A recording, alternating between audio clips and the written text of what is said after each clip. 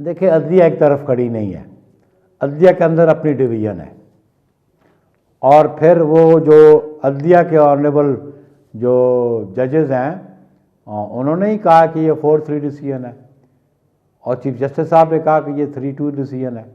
तो कंट्रोवर्सी तो अदलिया के अपने अंदर नज़र आ रही है। अब किस डिसीजन को एक्सेप्ट किया जाए, 4 जजेस के मौक़िफ़ को एक्सेप्ट किया जाए या 3 जजेस के मौक़िफ़ को एक्सेप्ट किया जाए, 4 जजेस की वर्डिक्ट को एक्सेप्ट किया जाए या 3 जजेस की वर्डिक्ट को एक्सेप्ट किया जाए, ये डिसीजन कौन लेगा?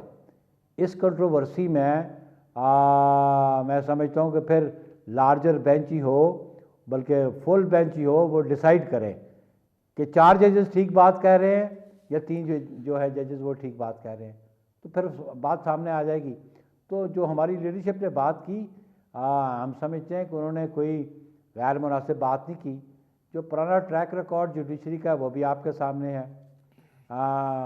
वो जो ज़फ़र अली शाह केस था 2000 में, उसमें ज़फ़र अली शाह रिलीफ लेने गया था, लेकिन उसको जो रिस्पोंडेंट था, जो फेडरल गवर्नमेंट थी और जनरल मुशर्रफ था, तो जुडिशरी ने रिलीफ उनको दे दी कि तुम 3 साल के लिए हुक्मरानी भी करो और तुम आइन भी अमेंड कर लो।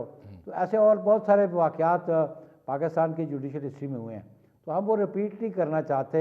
हम समझते हैं कि ये जो मुतालबा पॉलिटिकल लीडरशिप की तरफ से आ रहा है या सिविल सोसाइटी की तरफ से आ रहा है या मुख्तलिफ बार्स की तरफ से आ रहा है, तो इसके लिए लार्जर बेंच आ जाए कि जो कंट्रोवर्सी विद इन जजेस स्टार्ट होगी या डिवीज़न होगी है 4-3 की और 2-3 की, इसको रिजॉल्व कौन करेगा? टेलीविज़न पे, मीडिया पे आप बैठ के करेंगे या मैं बैठ के करूँगा? ये ना आपका डोमेन है ना मेरा डोमेन है। ये डोमेन अगर है तो जुडिशरी का अपना डोमेन है, वो डिसाइड करें, और फिर ये पार्लियामेंट का डोमेन है। मेरा और आपका टॉक शो पे हम डिसीजन नहीं कर सकते, जो हम बात करें या डिसीजन ले भी वो कोई मानने ना माने, उस पर हमारा जोर कोई नहीं। तो इसलिए करना उनको चाहिए कि जिनके डिसीजन की एक्सेप्टेबिलिटी होनी चाहिए।